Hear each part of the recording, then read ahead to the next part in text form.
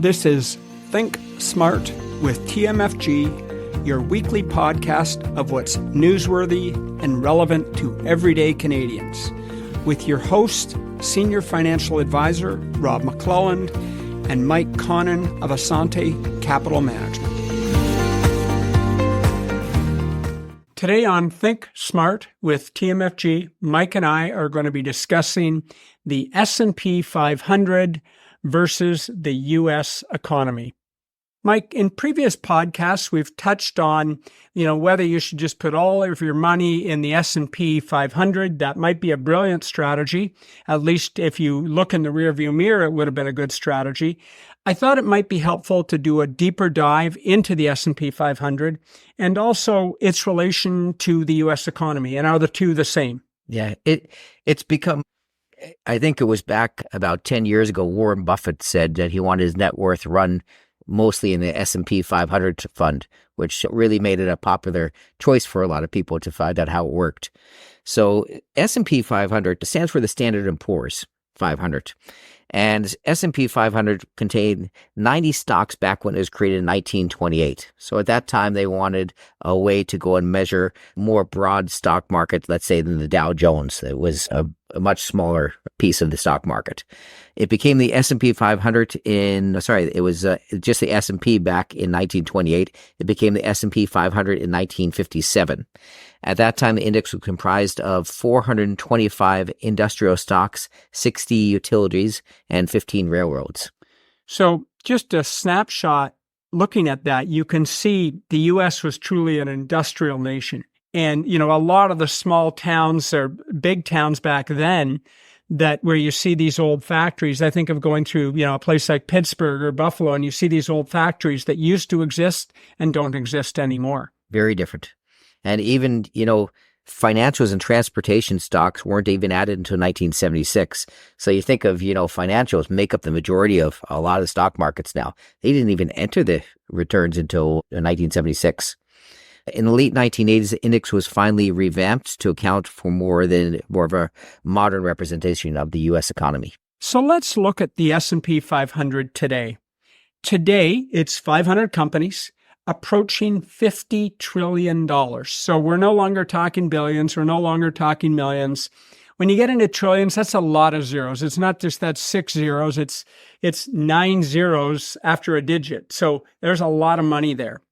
Interesting, the top 10 stocks, we're not talking top 10%. So the top 10 out of 500 account for $17 trillion, or almost 35% of the total. You could all name those companies. Yep. It is the Apples and the Amazons and the Facebooks. Magnificent Seven. Yep. Magnificent Seven or top 10. Even the top 25 stocks account for 48% of the market value of the S&P 500. So that means the other 475 stocks account for only 50% of the value of the S&P 500. So I guess that's one of the problems. Even though it's a broad-based index, its performance is not as broad-based as the 500 stocks inside of it, are they? It isn't. And the other interesting thing, and we've talked about this in previous podcasts, that top 10 is constantly evolving. It's constantly changing. I think there's only one or two companies in the top 10 today that were in the top 10 years ago. Look, NVIDIA, Tesla, things like that. Tesla only got added, 4 or 5 years ago. So there's 6 companies in the S&P 500 that are worth more than $1 trillion each. Microsoft, Apple, NVIDIA, Google, Amazon, and Facebook. And those 6 companies make up just under 30% of the index, 29% of the index. What's it like versus what's different about the economy than the S&P 500? Is the S&P 500 the economy? Does everyone work? The whole U.S. population work at those 6 companies? So they're very different. We were talking about private corporations the other day. And what was it that you said? You gave me a number that blew me away, and how much of the markets are actually privately owned. And those are things that don't show up on the S&P 500. I forgot what the percentage was. I think it's 90% of companies worth over $100 million are privately owned. That stunned me, right? It means they're owned by one individual, one family, or a number of individuals. 90% of U.S. companies That's huge. So there's definitely a bit of deviation between the S&P 500 is a representation, but it's not the U.S. economy. The S&P 500 has had tremendous growth over the last 5 years. And just to point this out, if we go back to 2008, the financial crisis, back then, it was only 20% of the global marketplace. Today, it's 40% of the global marketplace. When I'm saying global marketplace, I mean the whole world put together. Everywhere. China, Japan, this is everything. Canada. So what's interesting about that is when you're investing in the S&P 500, you're really investing in global businesses. It's not just a U.S. business. It may be dociled in the U.S., but it's truly a global company. You go anywhere in the world and you can buy Apple iPhones. Yeah. People are using Facebook anywhere in the world. NVIDIA, those new chips that everybody wants for AI, you can buy those anywhere in the world. So we know the NASDAQ is mostly tech companies. So what about the S&P 500? How much of the S&P 500 is technical? Really not as much as you would think. And so here's the number. If we look at the economy, first of all, and this is what we talk about, the disconnect between the S&P 500 and the economy. 10% of the U.S. economy is in technology, okay? But the other 90% of the U.S. economy is not in technology. And I always, I use my stupid expression, which we don't eat technology for breakfast. I'm not wearing technology. Yeah. Right? Maybe my car that I'm driving home is a tech company because it's a Tesla. It's not a car company. It's a tech company. But most of what we do in our everyday lives, the houses we live in, the food we eat, the clothes we wear, the work we do, isn't all technology. That's funny. We went last week and we met a guy on a golf course, and what did he do? He built parts for submarine parts. So he said, he's in the defense industry. Yep. So that's a big industry in the U.S., the biggest defense in the world.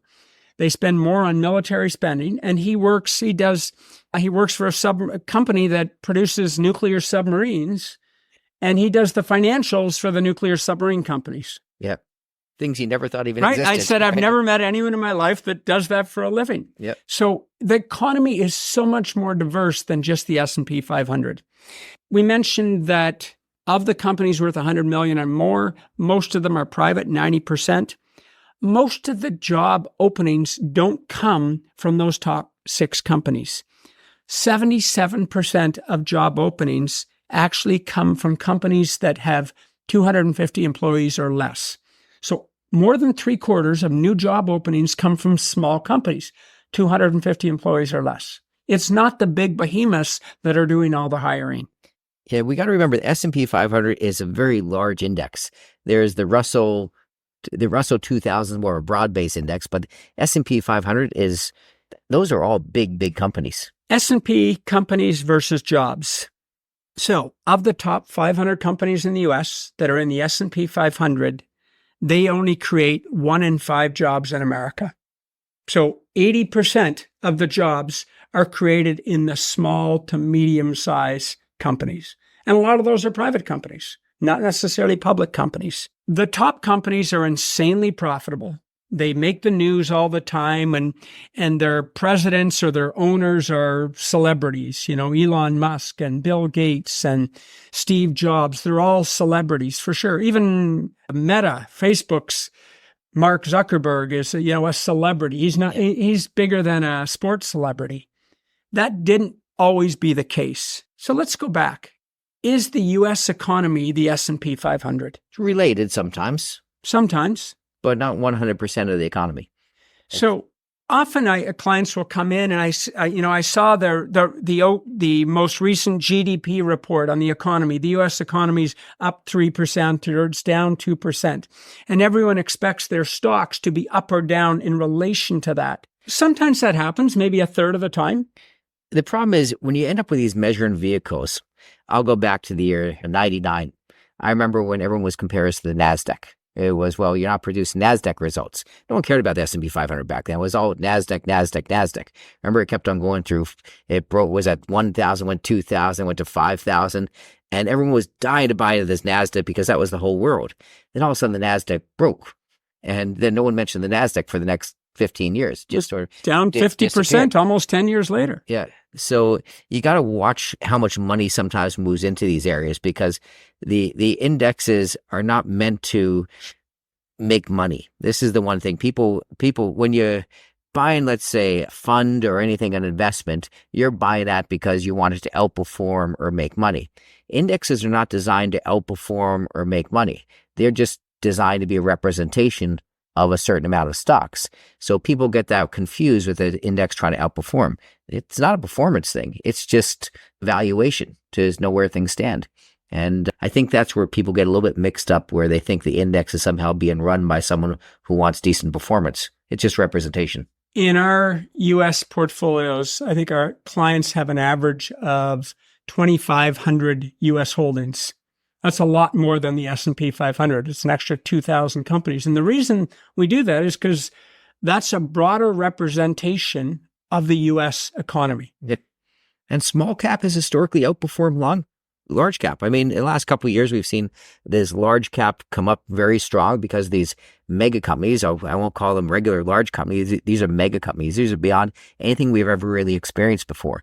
This sort of toppling of the S&P 500 being run by 10 companies, this is something we haven't experienced in the past, unless we go back to the TSX with Nortel when it was 42% of Nortel back in 2001. We know how that turned out, but I'm not saying the S&P 500 is going to turn out like that, but you have to be very careful with the concentration on one area of the economy and the tech sector particularly, and those few companies.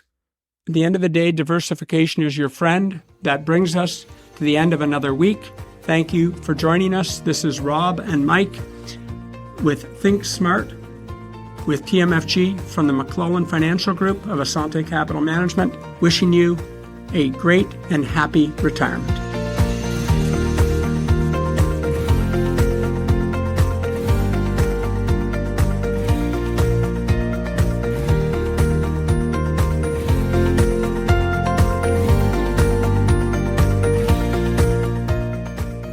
You've been listening to the McClelland Financial Group of Asante Capital Management Limited.